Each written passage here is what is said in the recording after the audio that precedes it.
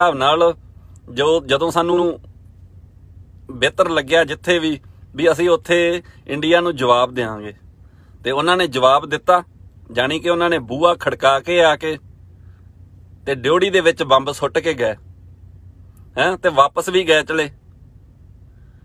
तुसी नक डोब के मरदे नहीं भी तुसी मोदी साहब दे कहण दे मुताबक भी बदलों की ओट लैके भी रडार च ना आ जाइए ते तुसी गए, तुहाडे 2 फाइटर जैट उन्होंने सट ले ते उन्होंने तुहानू दस के भी हाँ भी भाई असी आउणा आ, तगड़े रहो,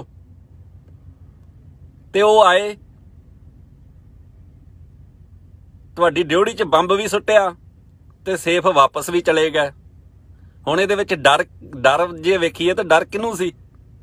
आपां तां बोले भी नहीं, आपां तां बूहा भी नहीं खोलिया, आए होए फाइटर जैटां दा कोई मुकाबला भी नहीं कीता, कोई डॉग फाइट भी नहीं हुई।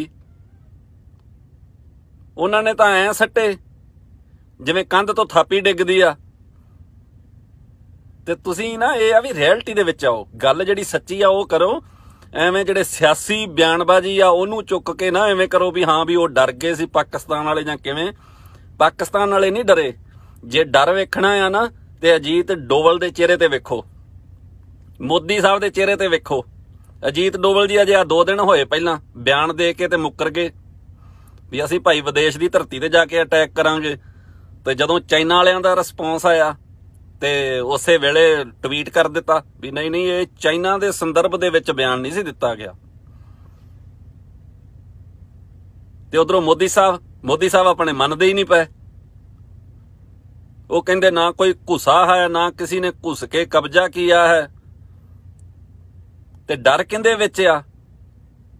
यह भी रियलिटी दसो लोकां नूं। गोदी मीडिया तुसीं बहुत ज़्यादा दुष्ट प्रचार किया होया आ भी पाकिस्तान डर गया, वो डर गया। जे पाकिस्तान डरिया हुंदा ना ते अगले दिन आके ते तुहाडी पिठ थप थवड़ा के ना जांदा, थापी दे के गया आ भी उठो होश करो, असीं आ गए आ ते हुण वापस भी चले आ। ते पाकिस्तान ने अभिनंदन नूं वापस करना ही करना सी, रख हो सकदे नहीं सी, महीना रख लेंदे, कागजी कार्रवाई लेट कर लेंदे। पर शाबाश उन्हां दे, क्योंकि इमरान खान की जो गवर्नमेंट आई सी उन्होंने तो उस दिन तो ही कह दिता सी भी भाई साडे नाल गलबात करो, जे जिहड़े मसले हैगे आपां सुलझाइए। पर इधर साडे RSS दे जिहड़े पैदावार आ मोदी साहब वो आए सी ते सानू शांति जां गलबात थोड़ी पचदी आ।